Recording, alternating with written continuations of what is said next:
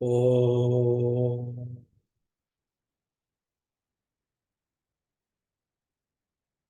Om.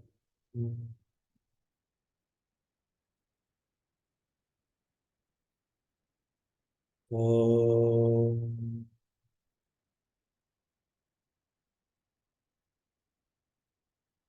Guru Brahma, Guru Vishnu, Guru Devo Maheshwara, Guru Sakshat, Parabrahma, Tasmai, Shri Gurave Namaha, Sadashiva Samarambha, Shankaracharya Madhyama, Asmadacharya Paryanta, Vande Guru Parampara, Shruti Smriti Puranana, Alayam Karunalayam, Namami Bhagavatpadam, Shankaram Lokashankaram, Harihi Om, Shri Gurubhyo Namah, Harihi Om.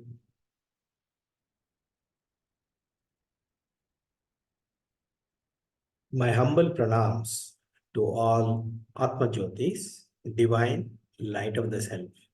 I welcome all of you to today's session of Bhagavad Gita Shankara Bhashyam, Chapter 3. I am a seeker, I am a sadhaka. I am not a pandita, I am not a jnani, I am not a guru.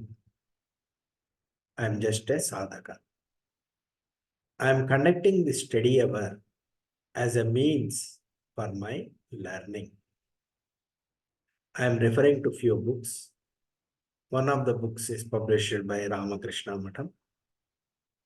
And I am also listening to discourses by various people on Bhagavad Gita.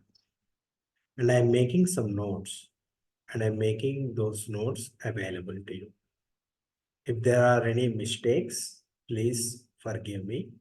The purpose is for my learning, and in the process, if it is helpful to you, I will be very happy.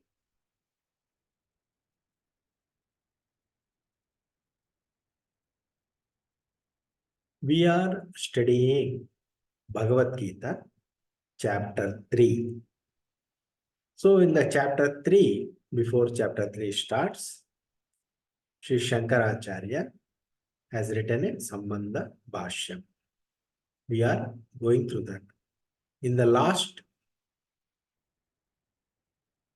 session, we have seen the first paragraph 0.1 of Sambandha Bhashyam.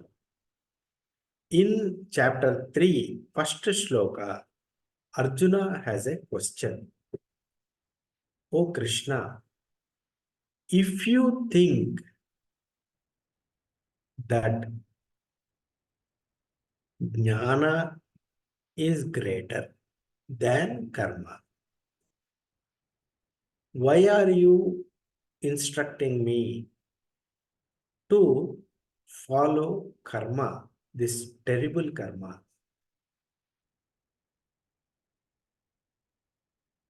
And Krishna answers to that question in Sloka 2, saying that I have given two paths.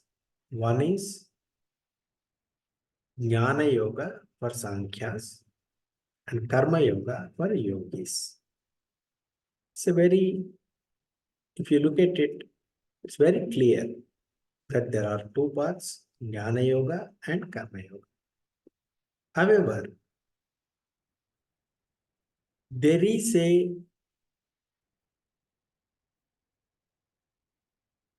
philosophy or school of thought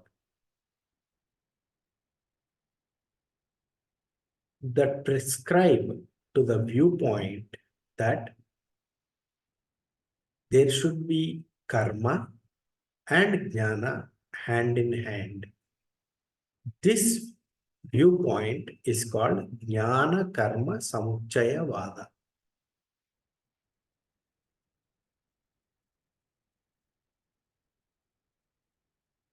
At the same time, jnana should be there. At the same time, karma should be followed by the same person. This is the viewpoint called jnana karma samuchaya vada. Shankara objects to this viewpoint. At the time of Shankara, there were these philosophers who were holding this viewpoint that one should follow jnana and one should also follow karma. Here, karma means Vaidika karma. Vaidika karma is very specific. If you have a desire, there is a karma prescribed for that. As per Shankara, a jnani has no desires. Therefore, jnani need not, cannot do any karma because jnani has no desires.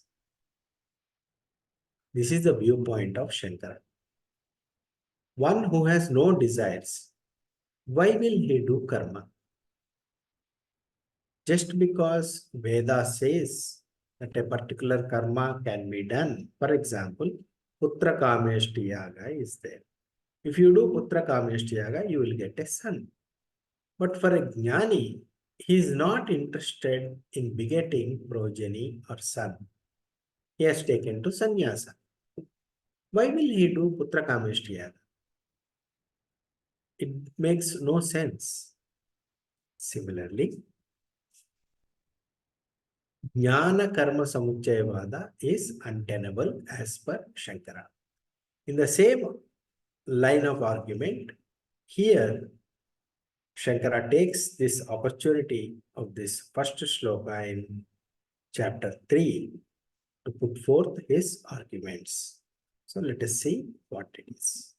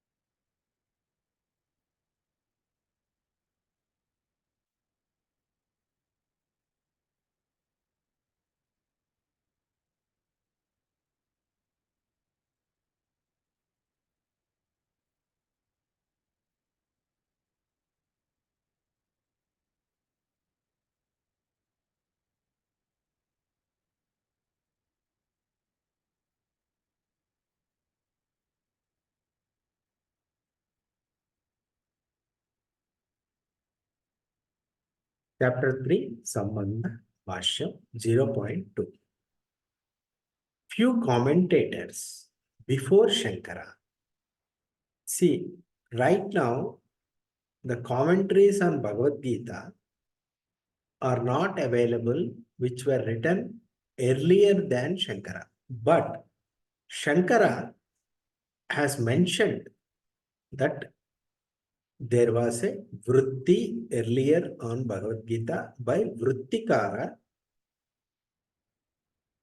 and he puts forth argument against the viewpoint of the Vrittikara. There was a Vrittikara commentator earlier than Shankara. The Vrittikara has given a different meaning to Arjuna's question, shloka number 1 in chapter 3, and Krishna's answer that followed. And what Vrittikara has given is self-contradictory. That is what Shankara is proving. The commentary given by Vrittikara is self-contradictory. How is that? We'll see. Who is Vrittikara? Some history, let us see. Vrittikara, there was a commentator called Bhartru Prapanchacharya who has written a Vritti on Bhagavad Gita. This Vritti is not available now. Whatever Shankara's commentary, Bhashya is there, based on that, we can make an assumption that Vrittikara has said so and so. But actual text of Vrittikara is not available now. So, Bhartu Prapancha Acharya is known as Vrittikara. He has also written on Upanishads and all. He has a viewpoint. He is a proponent of Jnana Karma Samuchaya Vada. Same person doing Jnana and Karma at the same time. This is the viewpoint. Shankara, in his Bhashya, points out the self-contradictory nature of Vrittikara and establishes that Jnana Karma Samuchaya is untenable. It is not possible. Either you can be a mumukshu, take to sannyasa and follow Jnana Marga. Jnana Moksha. Jnanan Moksha. Moksha is possible only through Jnana. Karma cannot give you moksha. Karma can give you fruits like a better loka, better life and all. But karma cannot give you moksha. This is the viewpoint of Shankara. Karma can lead to chitta shuddhi, and a person who has chitta shuddhi, if he listens to the teaching of a Sadguru, will understand the teaching of jnana. By doing Shravana, Manana, Nidhyasa, he will understand, he will know. By knowledge, by wisdom, by jnana, moksha is possible.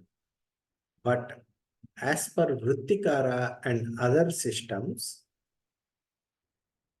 the importance given to jnana by Shankara is not acceptable. They want karma to be given importance. They are not ready to accept that the karma portion prescribed by the Vedas should be given lesser priority. They want karma to be given higher priority. Karma should not be left. Karma should always be followed, is their argument. This is the orthodox argument which Shankara has opposed in his commentary, in his Bhashya.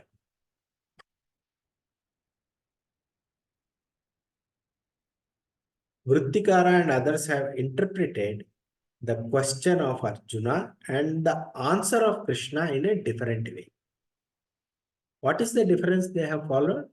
See, as per Shankara, Arjuna is confused. Krishna has given the clear-cut teaching in chapter 2 that jnana, there is Sankhya Yoga and there is Karma Yoga. Two paths as clearly told, and Sankhya Yoga leads to Brahmi Sthiti, clearly told by Krishna. And he has also told Arjuna that follow Karma Yoga. Now, what is the difference as per this question? Shankara maintains that Arjuna is confused. And out of his confusion, Arjuna has asked the question that, "O Krishna, if you think jnana is higher than karma, then why are you instructing me to do this karma?" This is the question of Arjuna. There's a clear-cut confusion you can understand in Arjuna's question. But the Vrittikaras and others who don't want that jnana alone can give moksha, karma has to be included. They are not ready to accept this interpretation. What they want is Arjuna is not confused. Arjuna has a different meaning in asking this question. Arjuna is already has Viveka, and out of the Viveka, he wants to establish the meaning that Jnana Karma Samuchaya has to be established. So that's how they will interpret this.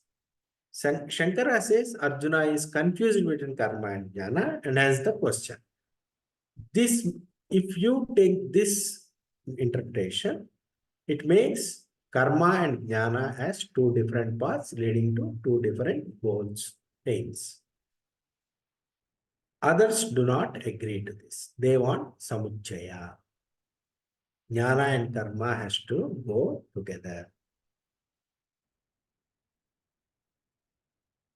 Vrittikara and other commentators interpret chapter 3 shloka 1 as Arjuna want to confirm or establish jnana karma samuchaya.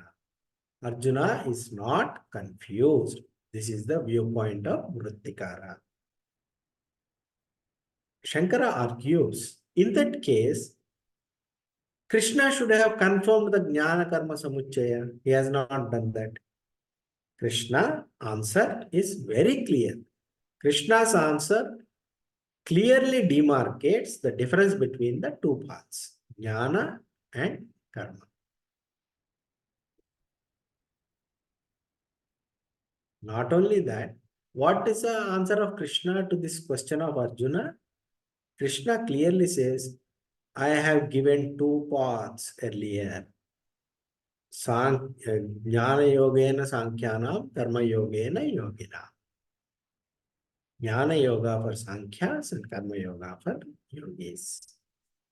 Krishna has clearly told. If Arjuna is not confused and he wants jnana karma samuchaya, he would not have asked that question. Even if he had asked that question, Krishna's answer contradicts the viewpoint of Arjuna. Not only that, Vrittikara has said something else in his Avatarika and Upodghata text, in his Sambandha text, which he has written at the start of the Gita interpretive commentary. Vrittikara has said something else, and here he is contradicting himself. What did he say in his Upodghata introductory text, and why he is contradicting here, we will see. How is Vrittikara contradicting himself? Vrittikara in his Sambandha Grantha, Upodghata text, has said, Jnana Karma Samuchaya is what is the purport of Gita. What Gita teaches is Jnana Karma Samuchayavada for all ashramis, whether it is brahmachari, grahastha, vanaprastha or sannyasi, everybody has to do jnana and karma has to go together only. This is the essence of Gita teaching. This is what Vrittikara has told in his Sambandha Grantha, Upodghata text. Before he started writing his Vritti, he clearly told his intention that I am going to establish that Bhagavad Gita is supporting Jnana Karma Samuchaya. This is what Vrittikara told. And as per Yavajjiva Shruti, one has to keep doing karma as long as one is alive. Karma should not be left. If one leaves off doing karma and follows only jnana, it will not lead to moksha as per Gita. Moksha cannot be attained by jnana alone. This is the statement of Vrittikara in his Upodghata text.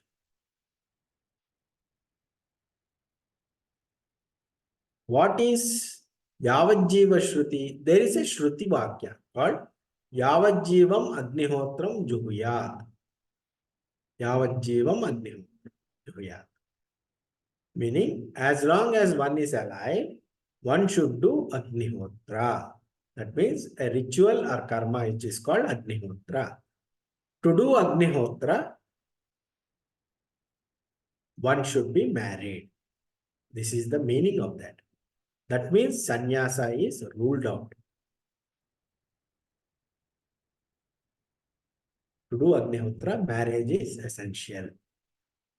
Without wife, one cannot do any yajna or Agnihotra.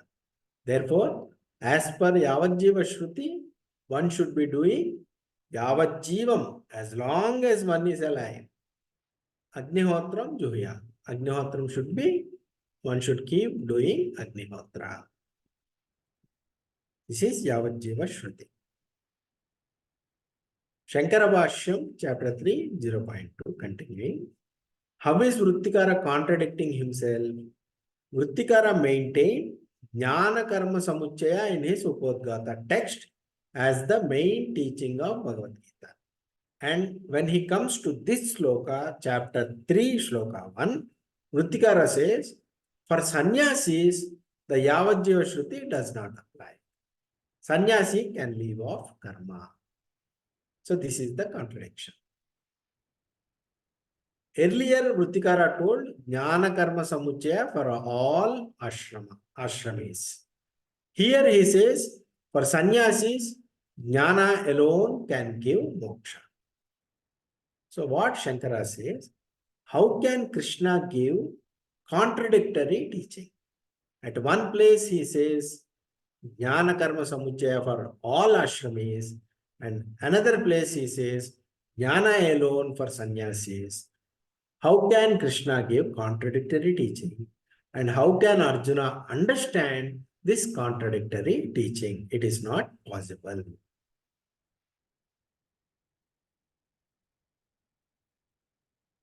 Shankara Bhashyam, Sambandha Bhashyam, chapter 3, 0.3. Akshepana means the Purva Pakshi is asking objection. The meaning of the Vrittikara in his Upadgata text is this. For a Gruhastha, if he leaves out Shrauta Smarta Karma, Jnana alone cannot give moksha.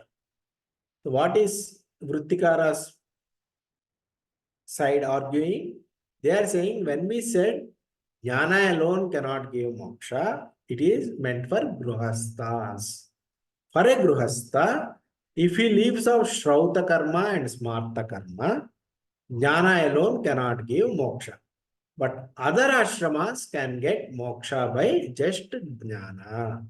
Gruhastha has to continue doing Shrauta Karma and Smarta Karma in addition to Jnana to get moksha. This is what we meant. That's what they say. If the above argument is the argument, then also it is incorrect argument as per Shankara. Because Vrittikara has done a pratigna before he started his vritti. What is the pratigna? That I will establish Gita's purport is Jnana Karma Samuchaya. This is the pratigna of the Vrittikara. And how can he say now that for other ashramis like Brahmachari and Vanaprastha and Sannyasi, Jnana alone can give moksha. But for Gruhastha, Shrauta Karma and Smarta Karma has to be done. How can he say that? On what basis? So, on this, a akshepana. So, they are raising a point.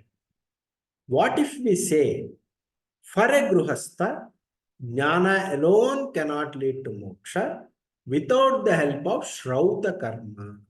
Smarta Karma can be exempted. Somehow or the other, this Karmavadis, Mimamsakas want karma to be given importance. Otherwise, they feel uncomfortable. So, there is this point. For a Gruhastha, karma has to be done. Shrauta Karma has to be done. Without the help of Shrauta Karma, Gruhastha cannot get moksha with the help of Jnana alone. Shrauta Karma has to be there. But Smarta Karma need not be there.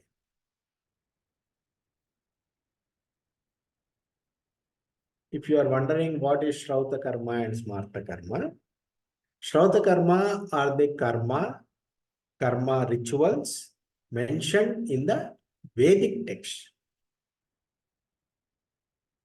We are In these days, we do not see, at least I have not seen any Vedic rituals which are Shrauta Karma being done on a regular basis. Mostly it is Smarta Karma, which are done by many people in uh, popularity. Smarta Karmas are based on the Vratas, Yagas like Chandi Yaga, etc., which are based on Puranas and Itihasas. Shrauta Karmas are the karmas based on Vedas.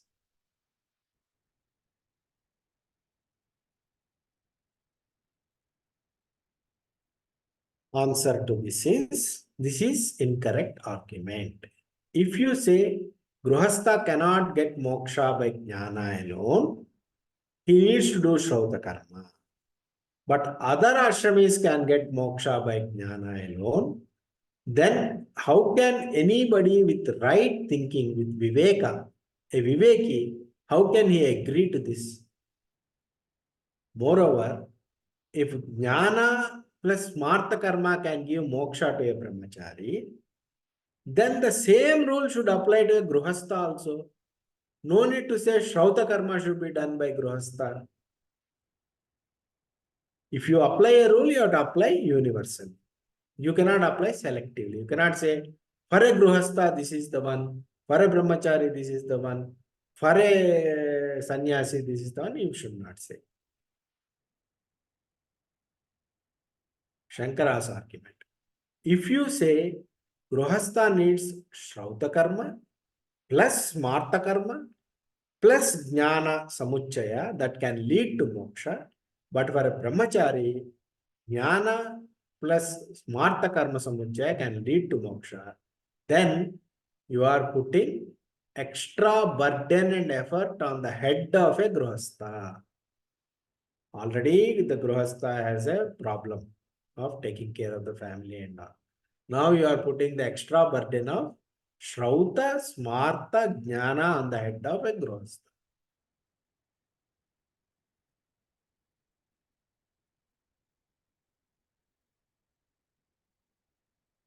Akshepana.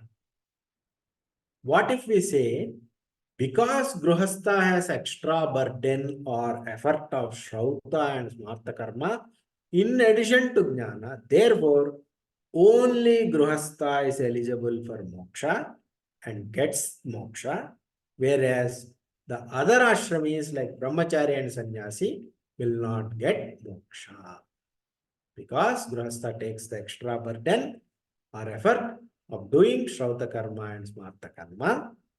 Only Grihastha is eligible for moksha and Brahmacharis and Sannyasis do not get moksha. If we can say like that. Answer. It is incorrect argument.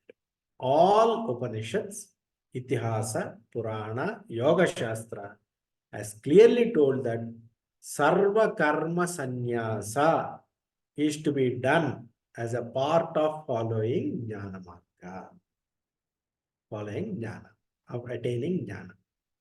Jnana Moksha. Shruti and Smriti has told Ashrama Samuchaya and Ashrama Vikalpa clearly. What is Ashrama Samuchaya and Ashrama Vikalpa? We will see. Explanation. Ashrama means 4 ashramas are there. Brahmacharya, Grihastha, Vanaprastha, Sannyasa. Brahmacharya is the time when a person learns Veda in a Gurukul. The first part of the life when as a student life. And then a householder's life. And then Vanaprastha is the link between Grihastha and Sannyasa. A detached life in a forest dweller. And Sannyasi is one who has left everything completely. All karmas he has left. What is Ashrama Samuchaya? A person gradually progresses from brahmacharya ashrama to grihastha ashrama to vanaprastha ashrama to sannyasa ashrama. This is told by the Shruti and Smriti. Also, Shruti and Smriti also told a person can jump from brahmacharya to sannyasa directly, or grihastha to sannyasa directly, or vanaprastha to sannyasa. This is called ashrama vikalpa.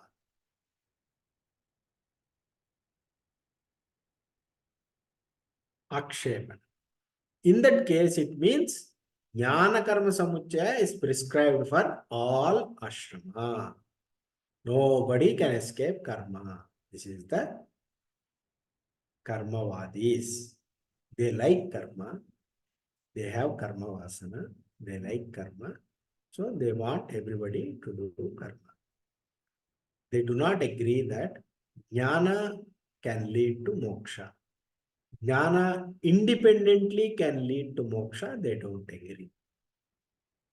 The opponents of Shankara Advaita say that jnana cannot lead to moksha directly. Karma and upasana only can lead to moksha.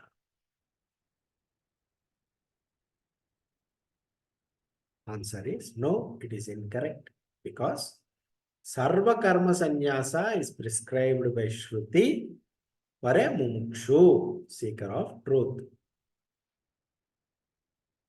Where is it prescribed in Shruti? Show me. Dropping desires, putraishana, vittaishana, lokaishana. On sons, wealth and higher worlds, one takes to sannyasa and begging alms. Brihadaranyaka Upanishad 3.5.1. Sannyasa is greater than all kinds of tapas. Mahanarayana Upanishad 24.1. Sannyasa is best of all. Mahanarayana Upanishad 22.1. Not by karma, not by begetting progeny, not by acquiring wealth. They attained liberation by tyaga alone, renunciation of karmas alone. Mahanarayana Upanishad 10.5. One should take to sannyasa from brahmacharya ashrama itself. Jabala Upanishad 4. Where is it prescribed in Smriti? Drop both dharma and adharma, satya and asatya, and also drop that by which you dropped these. Mahabharata, Shanti Parva, 329.40 to 44. What does that mean? Drop dharma and adharma. Adharma, you know already, you have to drop. Dharma means what? Doing the Vaidika karma to fulfill your desires. Drop kamya karmas, drop dharma. Satya and asatya. Also, you have to drop. Also, drop that by which you dropped this. So, you have dropped this. But what did you use to drop this? You used the ego, the ahankara, the manas to drop this. So, drop the ahankara also, using which you drop down this. That means leave off ahankara. When you leave off ahankara, that is jnana, that is sannyasa. Looking at the samsara, which is without substance, and with a desire to acquire that which matters, they do not marry and take to sannyasa from brahmacharya, Brahaspati. Karma binds a person, jnana liberates. Therefore, yatis do not perform karma. Shukanusasana. Mahabharata Shanti Parva 2417. Sarva karmani manasa sanyasya. Bhagavad Gita 5.13. Therefore, jnana karma samuchaya is not tenable as per Shruti and Smriti.